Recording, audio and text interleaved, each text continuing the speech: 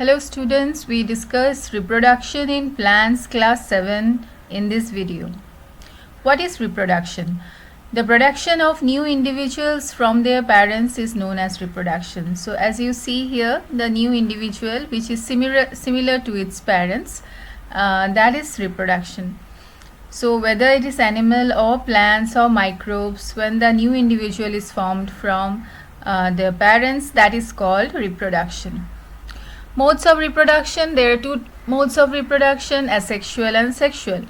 Now in case of plants, asexual reproduction is the type of reproduction where new plants are formed without seeds, and in sexual reproduction the new plants are formed from seeds. Now let us discuss the different types of asexual reproduction. First is vegetative propagation. This is a type of asexual reproduction in which the new plants are produced from roots, stems, leaves and buds. That is the vegetative parts of the plant. So as the new plant is formed from the vegetative parts, it is known as vegetative propagation. Okay, so as you can see here, first is the stem, then the roots, then you can see the leaf and the bud. So these are the different vegetative parts of the plant. So let us see some examples of vegetative propagation. First is stem cutting. So here the stem which has nodes, the nodes are important, very important for a stem cutting to produce a new plant. So it should have nodes. So what are the nodes? If you see here, these are these portions. If you see, there is the node and there is the internode.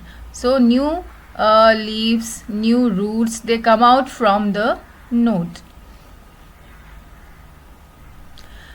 Now in case of potato, as you know, potato is a stem. You can see the buds are coming out from the potato. These are called the eye of the potato, and this can be used. So this is also an example of stem cutting.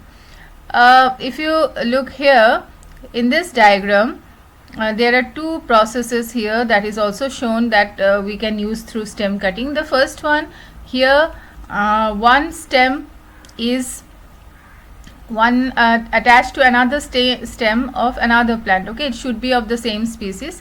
Say two varieties of mango are combined here to form another variety. This process is known as grafting. And another process that you see is the process of this one. Here it is called layering. Okay, so this is grafting and this is layering. What happens in layering is that is a branch which is nearer to the ground, that is taken and it is put inside soil. Some portion of the branch is inside the soil, and here what you see is that the roots are coming out from that portion, and after that this is cut here in this portion and you will have a new plant. So this is grafting in which two stems of different plants but of the same species, that is very important, is joined together to get a new plant. This is grafting. This also uses stem cutting. And in case of layering, the lowermost branch is put inside the soil. Some portion of the branch is inside the soil, which then grows leaf, and then you can cut the stem here or the branch here so that you get a new plant. This is called layering. So these are some of the examples of stem cuttings. Now another type of vegetative propagation is roots and through leaves. So here you can see propagation through roots, and here you can see propagation through leaves. So these are different methods of vegetative propagation. Now we come to another method of asexual reproduction, which is called budding.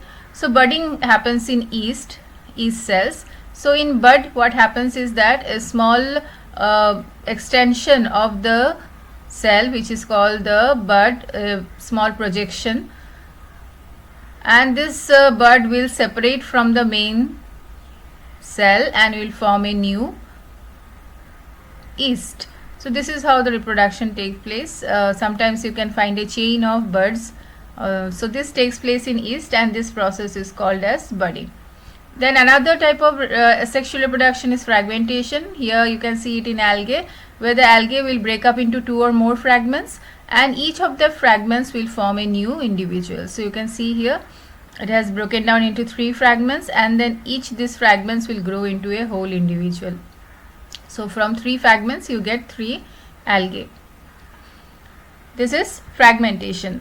Another type is the spore formation. In spore formation, what happens is that spores are formed. As you can see here, the spores are formed. These spores are formed in structures called the sporangium, and this we can see in case of fungi, and also in case of plants like the ferns. In the ferns also you can see here spores can be seen here. So what is the advantage of spore formations? Now, spores are the asexual reproductive bodies which are covered by very hard protective coat, and because of this hard protective coat, it can withstand unfavorable conditions like say for example the weather condition, unfavorable weather condition it can withstand. So they can survive for a long period of time. Now, under favorable condition, a spore germinates and develop into a new individual. So that is the advantage of the spore, that it can withstand unfavorable condition, and whenever the favorable condition will come, it will germinate into a new individual. So these are the different types of asexual reproduction in plants. Now we come to sexual reproduction in plants. This is the the reproductive part of the plant, that is the flower. Now if you look here, you can see the different parts of flower. This is the stalk of the flower, which is called the pedicel. Then you have the green leaf-like structure with the sepal. Then you have the colorful part, which is the petal. And then we come to the male and female reproductive part. Now, the male part of the male reproductive part is called the stamen. So this is the stamen, which has 2 parts. One is the anther and one is the filament. While the female reproductive part is known as the pistil, which has 3 parts. This is the stigma, this is the style, this is the ovary, and inside the ovary you have the ovule. So this is the reproductive part of a plant, that is the flower. Now we see in detail the male and the female reproductive part. So this is the male reproductive part, that is the stamen. So stamen consists of anther, filament. This is the female reproductive part, the pistil. It consists of the stigma, style, ovary, and inside the ovary you have the ovule. Now in this anther, the male gametes are formed in the pollen grains. So inside the anther the pollen grains are formed, and in the pollen grains the male gamete is present, and inside the ovary there is the ovules, and inside the ovule the female gamete is produced. Okay, now unisexual and bisexual flowers. Now some flowers, they have both the stamen and the pistil in the same flower. For example, you can see here China rose. This is an example of a bisexual flower, the flower which has both pistil and stamen. This is a bisexual flower, example China rose. And this is a unisexual flower in which the flower either has stamen. For example, here this is the stamen containing flower, which we'll call it as male flower, and this is the female flower which contain only pistil. So when a flower contain either stamen or pistil, we call it as unisexual flower. An example here, for example, cucumber, pumpkin, these are all unisexual flower. Papaya, these are examples of unisexual flowers. Okay, so now what is pollination? Pollination is the transfer of the pollen from the anther to the stigma. Now this pollen can either land on the same flower, the stigma of the same flower, or stigma of another flower of the same plant, or on the stigma of another flower of different plant. So if the pollen lands on the stigma of the same flower or on the stigma of another flower of the same plant, it is called as self-pollination. So in this case, you can see here A and B are examples of self-pollination. In this case, either the pollen lands on the stigma of the same flower or on the stigma of another flower but of the same plant. So A and B is an example of self-pollination.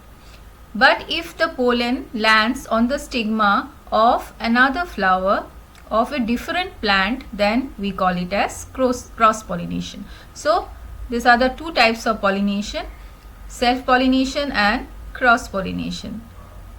So what is the purpose of pollination? The purpose of pollination is to transfer the pollen grain to the stigma. Now after the pollen grain reaches the stigma, if the pollen grain is of the same species, then it will form a pollen tube. So as you can see here, this pollen grain is forming a pollen tube, and inside the pollen tube you have the male gamete. In the ovule you have the female gamete, which is also known as the ovum. So this male gamete, which is present in the pollen tube, will move through the pollen tube and it will reach the ovule, and then it will fuse with the female gamete or ovum to form the zygote, and this process is called as fertilization. So what is formed in fertilization? Zygote is formed during fertilization. And how is zygote formed? Zygote is formed from male and female gamete, the fusion of male and female gamete. The male gamete is inside the pollen grain, the female gamete is inside the ovule. So when this male and female gamete fuse, it produces zygote, and that is called the process of fertilization. And after the zygote is formed, this zygote starts dividing and it forms the embryo, and from the embryo the new plant is formed. Now what happens after fertilization?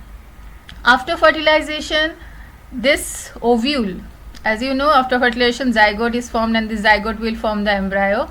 Now this ovule will form the seed and the ovary will now form the fruit. So after fertilization, the ovary grows into the fruit and the seeds are formed from the ovule, and the other parts of the flower, they fall off. So you can see here that there are different types of fruits. You can see these are some of the soft fruits like say papaya or the peach, and these are hard fruits like the almonds and the walnuts. These are hard fruits. So different types of fruits are formed. Now after this seeds has to be dispersed to different places so that the plants can grow properly. So this is carried out by different agents such as wind, water and animals. So you can see some examples of seed dispersal. This is seed dispersal by wind. What is the characteristics of the seeds? The seeds are light because it has to be carried by wind. It has wings or it has hair-like structures. As you can see here, they have hair-like structures, and this is basically so that they can easily be carried by wind. Now if sometimes the birds and the animals, they eat the fruit and then they deposit the seeds or they disperse the seeds to far off places. Okay, now here if you see, these are example of seed dispersal by water. This is a coconut. So coconut has some fibrous tissues which help it to float in water and is dispersed from one place to another. So the seeds which are dispersed by water, they should be such that they can float in water. So they have structures which help them to float in water. Now let us see what are the characteristics of the seeds that are dispersed by animals. Now these seeds, if you look here, they have spines or hooks so that they could attach to the, you can see here, they attach to the body of the animal, and as the animal moves from one place to another, they are also carried by the animal. Okay, another type of seed dispersal, as you can see here, is through exploding seed dispersal. So this fruit, it explodes at a very high pressure so that the seeds are dispersed to far off areas. So these are different ways in which seed dispersal can take place. Now, what is the requirement or what is the advantage of seed dispersal? First of all, it prevents competition between the plant and its own seedlings for sunlight, water and minerals. So if all the seeds they grow or they fall on the same places, there will be severe competition for this sunlight, water and minerals. So if the seed are dispersed, this competition can be prevented. Secondly, it enables the plants to invade new habitats for wider distribution. So when seed is dispersed, the plant can go to new habitats, they can grow in new habitats, and therefore will have wider distribution, and they can survive, or they can survive in new places, and they can grow their population. So this is the advantage of seed dispersal. So that is the video. Thank you.